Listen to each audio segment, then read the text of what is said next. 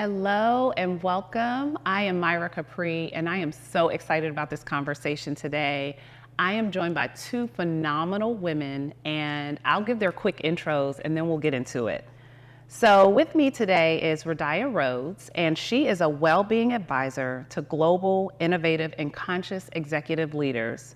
An engineer by degree, Radiah has created Evoke, a well-being company, and the Evoke Game Plan, which is an 8-week system to win at the highest levels without sacrificing your health, self, or family, so you never have to choose between doing well and being well.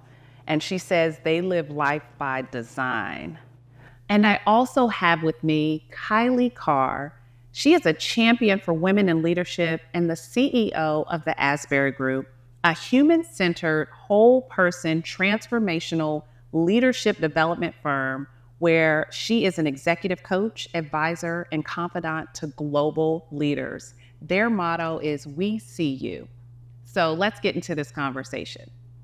So you all have a conscious leadership development program together.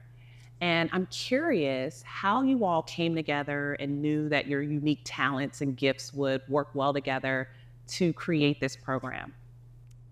Well, Radiah and I met several years ago in a serendipitous way at a conference. Okay.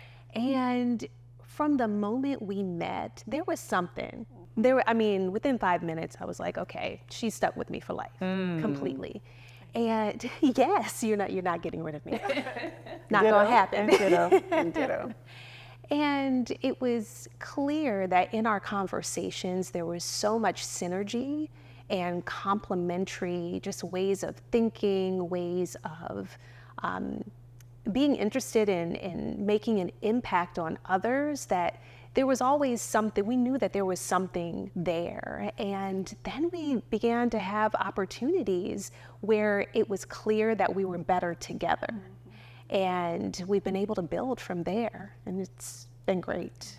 I say Kailei is the light and I'm the way. Kailei is a beacon, right? And really does illuminate the people around her. And so that's been phenomenal. And I'm a way shower. Yes. As an engineer, it's just about how do we help people move forward? So Wow, I love that. The light and the way. I'm just happy to be in the presence of the light and the way. So you both reference transformation in the work that you do. How would you define transformation? So for those that don't understand that term, we probably use it a lot in the work that we do, but how would you define it and why is transformation so important? So one, I think it's overused, and the meaning it gets used for every type of sentence. But transformation, let me start with why it's important, because it gives you a fresh, clean slate and opportunity to be and create from nothing, just from whatever's right there in the moment, not from the past, not from your worries about the future. And so transformation from that perspective is important because it gives us the opportunity to be who we truly are as human beings. Yeah. In any moment, we can be who we say we are. And I love how it gives us the opportunity to evolve. Yeah. We often think, oh, who I've been is who I will be. That is who I am. And transformation allows that caterpillar to become a butterfly, to be a whole different being, right? And so it's amazing to see people evolve and transform into something that is so far greater than what they could have ever imagined. I love that. So there are a couple of Radiah quotes that I've been able to grab. And even in working with you, I probably scribbled down things that you've said, Kailei, that you said. One, Radiah, that you said is, if you want certain results in your life, then it's on you to create it. And if you're not seeing those results, then it requires a shift in how you're seeing the situation or how you're subscribing to your thoughts. And so there's this idea that there is something that we have maybe the ability to do or shift in how we think to get the results that we want. I've also heard you say that something around your intention is a reflection of your reality, right? So maybe can you say a little bit about that and how that could impact how our reality shows up for us? Yeah, I really think that your life is a direct match for who you're being. You know, and you hear people say it in different ways. You don't get what you want, you get what you believe. And I say you don't get what you believe, you create what you embody. So whatever it is, whoever you're showing up as, is what's creating your experience of life. It's giving you the experience of life you're having at that moment. And so, and I look at intention as the resonance of that, right? Yeah. And so even more than mindset or just beliefs, it really is who are you being? How are you showing up fully as an experience and as an energetic that you're giving off? Like, how are you coming to life? Because that's driving your actions, which is then driving your experience and your results. So good. You've also said, and this is a quote that I think is even in the work that you do, you don't have an intention, you are an intention. And you mentioned intention as you were explaining that last thought. So tell us, what is intention to you, and even maybe a little bit about how that plays into the work that you do with Evoke. Yeah, so I look at intention as, like I was saying, the experience and the energetic that you're bringing to life in the moment. So it's more than just your mindset, because we say that, and like I said, it's beyond beliefs. Because you as a person, you exist and you are energy, and it's resonant and it's matching a frequency or vibration with everything around you. And that's generating thoughts, that's generating beliefs, that's generating feelings and emotions, and then you're taking action. So I like saying that you are an intention versus you have an intention, because then it makes you responsible. Ooh. It brings it to your whole person. It's not just, oh, that's what I was thinking, that was my intention, and there was some space between me and it. So because it didn't happen, there's nothing I can do about it. I want to like close that gap and really have us to be fully accountable for the power we have to create what we're experiencing in the moment. Closing the gap and putting that responsibility on us. Yeah, yeah. So one more idea with that same thought is there are different levels in your intention scale that I'm aware of. And I know we won't go through all of them, but you talk about the energy. At the top of the intention scale, I'm aware that there's surrender and there's sovereignty. And I've always thought those to be kind of like the North Star, or how you want to show up and the energy that you embody. So can you tell us, like, what is the power in, you know, surrender, and the power in sovereignty, those higher intention levels? I would say it's just the truth. Like, we're born sovereign. And the truth is that you don't control everything. Like, I don't control everything. So surrendering is letting go of the notion that I can control everything to allow what's really happening to unfold. And then just to commit to what I do have control and influence over. So it's just the truth. And when we line up with the truth, then we get to create what we want. So good. Kailei, does anything come to mind when you think of surrender, or when you think of sovereignty for you? Yes, surrender is so critical. The two words that have been very just pinnacle in my, even the work as well as my development, is obedience and surrender. Ugh. And so I've heard from people over the years the question around, well, isn't surrender giving up? And surrender is not about giving up. It's about letting go.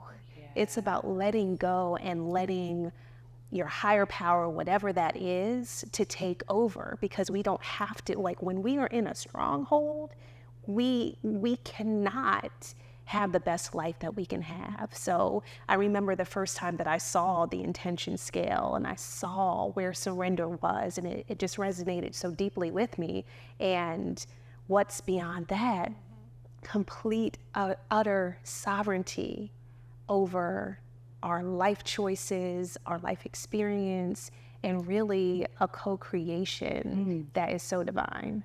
That sovereignty, the ability to govern ourselves. And I also think about that responsibility and the accountability that you talked about too. Such powerful concepts. Being, that word also came up as we've been talking. Radiah is the author of a book, Being is the New Doing, and it also is weaved or woven into the curriculum of these transformational leadership programs. Can you talk about just the concept of being, for those that may not be familiar with the term? What does being mean? Yeah, I mean, we exist. We are human beings. So to exist, to have an energetic and an experience of life is being. It's a quality, and so the intention scale is really a measure of being, right? We're being well when we are seeking and surrendering and sovereign, and then not so well being, right, when we're suffering. And everything is purposeful, so not to make it good, bad, right, wrong, but the higher frequencies allow us to open ourselves up. So being, we're here, we exist, we are human beings, we have consciousness and awareness, and the quality of our being is given by, in my world, intention. And it's different than the doing, right? Because sometimes I think we see or put value and worth into this busyness that sometimes we can get caught up in today's society, right? Just, I'm busy, so I'm productive, right? I'm active. And so that doesn't always equate to actually doing what we should be doing. It could just be busy, right? So the doing is different. Kailei, do you have any thoughts about, being or doing, or how that shows up differently for you? Yes. I mean, when I think about being, I think about the power of presence. And when we are being, we are completely present. We are in the moment. And when we are doing, we are not present, right? Like we're making things happen, or there's activity happening, but usually we're thinking about what's happening in the future or what's happening in the past, but not being fully present. And so being for me is really being in full alignment and in conscious awareness of this present moment. Yes, I love that. I've learned so much from both of you all, and some of the things are actually just redefining words that we may have been using for all our lives, and being introduced into these new ways to think about these terms. So I've got a couple of this versus this. So maybe we'll play a little game. Okay. I've got some terms, and I'm curious as to what comes to mind when I tell you these terms, and I'll put them almost in contrast with one another. So the first set of terms is vulnerability versus intimacy. So maybe we'll start with you, Radiah, and this versus this game. What is vulnerability versus intimacy? So when I think of vulnerability, which is another word that's used a lot, and it has its place, but oftentimes it feels like I'm just going to throw myself out there, be exposed, and inflict or expose myself to harm. When I think of intimacy, I think of a conscious choice to share myself so that someone can see right into me. That's what I think Ayan said that, right? Like intimacy is see into me.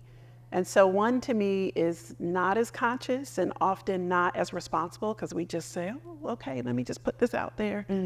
Whereas intimacy is a conscious choice to share.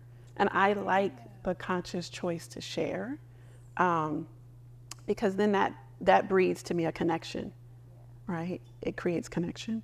That's so good. It also sounds like intimacy, now that I hear it that way, feels more safe. Like I feel more comfortable to share versus exposing myself to harm. Yes. Vulnerability. I think sharing, like exposing yourself and expecting and hoping, like these lower levels of intention, right? Hoping and wishing that the person accepts what you say or agrees or aligns with it. That does feel vulnerable. That does feel like I might be harmed. But if I feel grounded in my own identity, and if I'm just sharing, fully, consciously, then there's no harm. That is so profound. And in our programs, we always say that we create safe spaces, right? Yeah. So we don't want you to expose yourself to harm. That's right. We are not asking you to be vulnerable just because that's what everybody says, be vulnerable. No, we want you to make that conscious effort to share yourself. Yeah. To share with candor and care for yourself, but care to one another as well. And that is when people can exhale. I love that.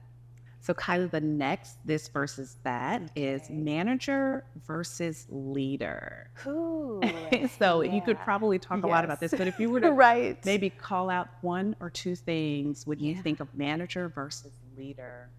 When I think about a manager, I think of someone who's checking the boxes. Like, okay, I am managing a project, a person, I am moving things around, a leader is a guidepost. A leader is someone who can show the way. A leader is someone who inspires and sets an example. And they are not synonymous. They are not synonymous. Yeah, I would say that you all are leaders based on that definition. I like the guidepost. That was good. That's a great, I love that guidepost. So we talked about being versus doing. There's also goals versus intention. So I know we defined intention earlier, so I'm going to throw this one to you, Radiah, Okay. in this versus that. Intention versus goals. How are those different? Well, to me, a goal is an objective, a thought, something that you are out to accomplish. It's a thing over there that you feel like you don't have, that you're going to do and take action to create or realize. Intention is who you're being. It's over here with you.